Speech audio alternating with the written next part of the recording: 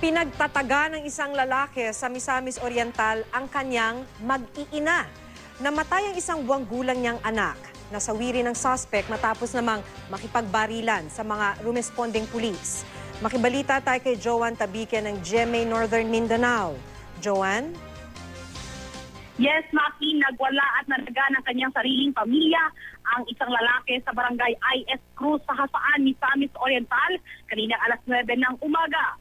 Nawala raw sa kanyang katinuan ang suspect.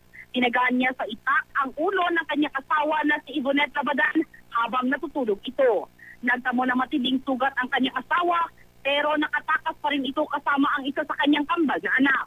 Namatay naman ang isang buwang gulang na sanggol ng kakambal na bata matapos tagain ng suspect sa ulo. Agad namang rumisponde ang kapulisan matapos may makapagsumbong na kapitbahay. Pero biglang naglabas ng kanyang baril ang suspect at nagpaputok. Kumanti naman ang rumispondeng pulis. Tinamaan ng bala ang suspect at namatay. Hindi naman matanggap ng pamilya ng biktima ang kanyang sinapit sa kamay ng kanyang padre di pamilya. Ayon sa kaanak nila, ilang araw na lang nilang napapansin na wala sa tamang pag-iisip ang suspect.